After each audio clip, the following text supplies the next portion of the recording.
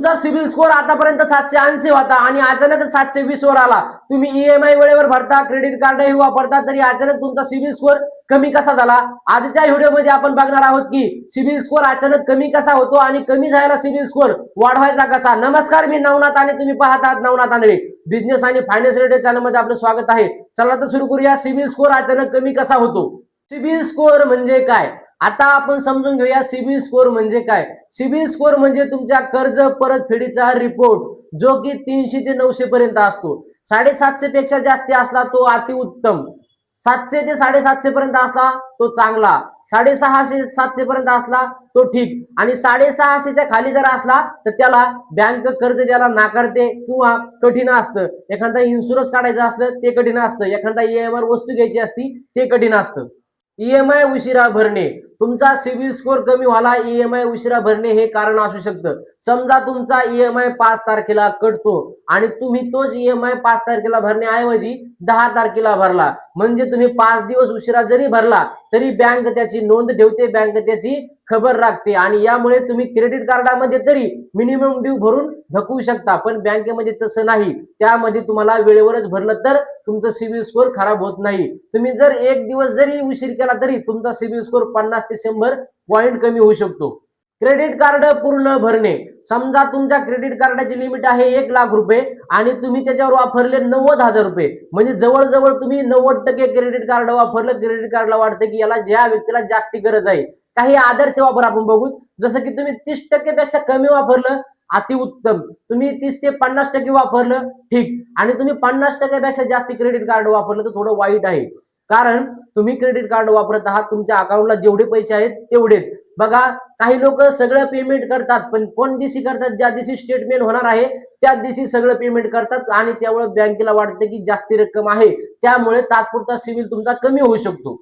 एकाच वेळी अनेक ठिकाणी अर्ज करणे, जसं की क्रेडिट कार्ड असेल, एखादं पर्सनल लोन असेल, एखादी ऍप असेल, तुम्ही अनेक ठिकाणी एकाच वेळी अर्ज करता.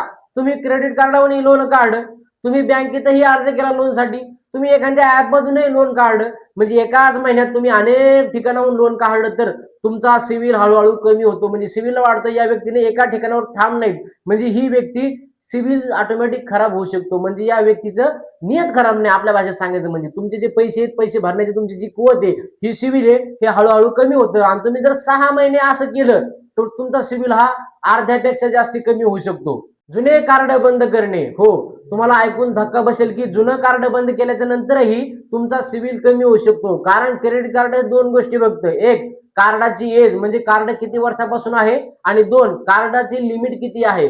जुन्या कार्डाची जर लिमिट असली 1 लाख रुपये आणि नव्या कार्डाची लिमिट असली 50,000 रुपये, म्हणजे तुमची लिमिट कमी होते आणि लिमिट कमी झाल्यामुळे तुमचा सिबिल स्कोअर हळूहळू कमी होतो. म्हणून जुने कार्ड बंद करणे टाळावे.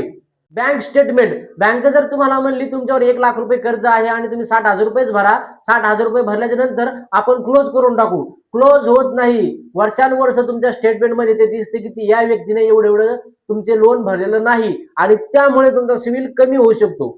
तुम्ही नातेवाईकांसाठी किंवा मित्रासाठी गॅरंटर झालात, त्यांनी तुमच्या ओळखीने लोन काढलं आणि त्यांनी ईएमआय भरलेच नाही, त्याचा परिणाम हा तुम्हाला होतो. तुमचा सिबिल स्कोअर त्या परिणामामुळे कमी होऊ शकतो. त्यामुळे कोणाचा गॅरंटर होण्याच्या आधी 10 वेळेस विचार करा आणि मगच व्हा. सिबिल रिपोर्ट मधील चूक, कधी कधी चूक तुमची नसतेच, सिबिल रिपोर्ट मध्ये ही चूक होऊ शकते. उदाहरणार्थ, दुसऱ्याचं लोन तुमच्या नावावर दिसणे, जुनं लोन अजूनही ऍक्टिव्ह दिसणे, किंवा इतरांच्या नावावरचं जे लोन आहे ते आपल्या नावावर हळूहळू दिसणे. त्यामुळे सिबिल स्कोअर किंवा सिबिल रिपोर्ट हा निदान वर्षातून 2दा तरी तपासावा. सिबिल स्कोअर कमी झाल्यावर काय होतं आता पाहूया. तुमचा सिबिल स्कोअर झाला कमी तर मग काय परिणाम होतात? तुम्हाला पर्सनल लोन कमी मिळतं, तुम्हाला पर्सनल लोन मिळालं तरी त्यावर व्याज जास्ती लागतं, तुमच्या क्रेडिट कार्डाची लिमिट कमी होते, तुमच्या क्रेडिट कार्डाची लिमिट कमी झाल्याच्या नंतर त्यावर तुमचा कालावधी कमी होतो, तुम्हाला दुसऱ्या इन्शुरन्स कंपन्या, दुसरं तुम्हाला ईएमआय वस्तू घ्यायच्या असतात, त्या वस्तूही तुम्हाला मिळणं शक्यता तुम्हाला भेटू शकत नाही, आणि जरी भेटलं तरी त्यावर व्याज जास्त लागतं. त्यामुळे सिबिल स्कोअर कमी होऊ देऊ नका. सिबिल स्कोअर आता वाढवायचा कसा? आतापर्यंत आपण बघितलं सिबिल स्कोअर तुमचा कमी कोण्या कारणामुळे झाला. आता तुमचा सिबिल स्कोअर वाढवायचा कसा? ईएमआय वेळेवर भरा, ईएमआय भरायला मागं पुढे करू नका.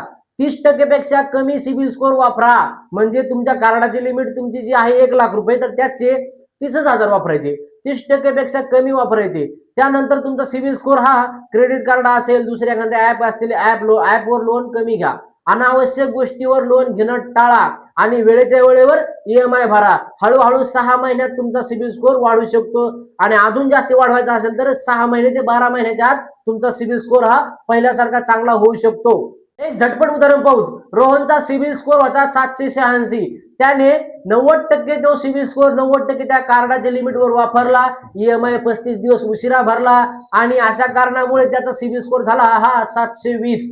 तर त्याने काय केले, नंतर युटिलायझेशन करून 25%वर आणला. वेळेवर ईएमआय भरले, अनावश्यक गोष्टी टाळल्या किंवा त्यानंतर इतर ऍपवरून लोन घेणं बंद केलं आणि 6 महिन्यानंतर त्याचा सिबिल स्कोर झाला हा 756. मित्रांनो, सिबिल स्कोर खराब होणे म्हणजे वाईट नाही. सिबिल स्कोर हा खराब झाला आहे आपल्या बारीक बारीक गोष्टीमुळे, बारीक बारीक कारणामुळे. या गोष्टी सुधारायच्या, आपला सिबिल स्कोर पुन्हा वाढू शकतो. सिबिल स्कोर हा खराब होणं आर्थिकदृष्ट्या चांगलं नाही, पण तुम्हाला वेळेवर काय काम येते, वेळेवर तुम्हाला किती लोन भेटते, वेळेवर तुमचं कोणतं काम होतं हे महत्वाचं आहे. मित्रांनो, आजचा व्हिडिओ तुम्हाला कसा वाटला कमेंट करून नक्की सांगा. असेच बिझनेस रिलेटेड, फायनान्स रिलेटेड चॅनलवर आपले व्हिडिओ मिळतील. नमस्कार, भेटूयात पुढच्या व्हिडिओमध्ये. तोपर्यंत पाहत राहा नवनाथ आंधळे.